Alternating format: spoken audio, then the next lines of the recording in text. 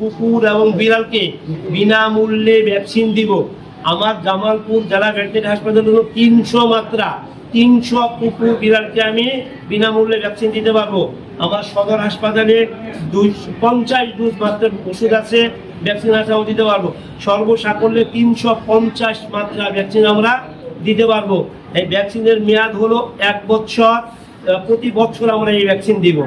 এবং কুকুর এবং বিড়াল থেকে অনেকগুলো রোগ আমাদের মানুষের ভিতরে চলে আসতে পারে, যেমন অ্যালার্জি, ডাস্ট অ্যালার্জিতে বিরাট সমস্যা।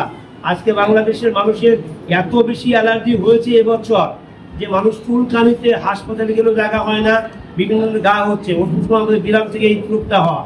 বিড়ালের পশম উঠতে থাকে, নাক দিয়ে ঢুকে মুখে ঢুকে। বিড়ালকে অবশ্যই ভালো মানের শ্যাম্পু দিয়ে, যেটা আমরা অনেক সময় ব্যবহার করি না, বিদেশি শ্যাম্পু দিকে তাকে গোসল করাতে হবে এবং আলাদা ক্যাট লিটারে তাকে বস্তা পেখানা করার ব্যবস্থা করতে হবে, আলাদা জায়গায় শোয়ার ব্যবস্থা করতে হবে। কোনো অবস্থায় বিড়াল এবং মানুষ একই বিছানায় ঘুমাবে না। আমরা অবশ্যই লাইভ স্টকে চাকরি করি, ভেটেরিনারি হিসেবে প্রাণীর প্রতি আমার যে দরদ আছে, আমার কাছে মনে হয় না অন্য কোনো মানুষের এরকম দরদ থাকবে।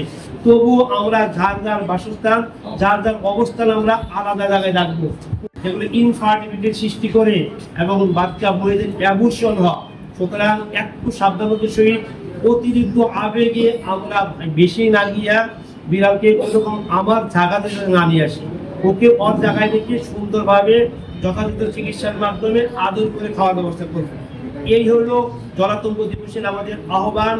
আর একটা কথা সুন্দরভাবে বলেছে মহিলা প্রাণী সম্পদ কর্মকর্তা, যে কুকুর, বিড়াল এবং বন্য প্রাণীকে কোনো অবস্থাতেই 5টার সময় তাদেরকে আমরা আদর করতে যাব না। যখন তাদের ঝগড়া লেগেছে, ঝগড়া মিটাইতে যাব না।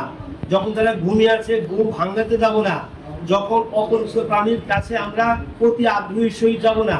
কারণ আল্লাহ এক একটা প্রাণীকে এক এক বৈশিষ্ট্যে একক ফিজিওলজিতে সৃষ্টি করেছে।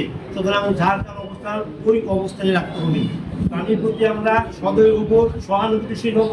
কোনো অবস্থায় কোনো প্রাণীকে মারা যাবে না, তাকে আঘাত করা যাবে না।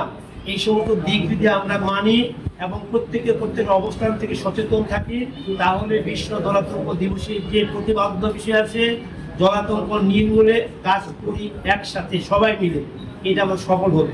আজকে এই জলাতঙ্ক দিবস উপলক্ষে আপনারা সবাই আমাদের এখানে এসে ইলেকট্রনিক্স অ্যান্ড প্রিন্ট মিডিয়ার ব্যক্তিরা আর আমাদের সহকর্মী এবং যারা বিড়াল পুষে, 2-1 কুকুরও আমার এই শহরে অনেকে পুষে, কিন্তু তারা খবর পেয়েছে কিনা জানি না, তাদেরকে আমরা ভ্যাকসিন থেকে যাবে একটু আপনারা বলে দিয়ে যাবেন।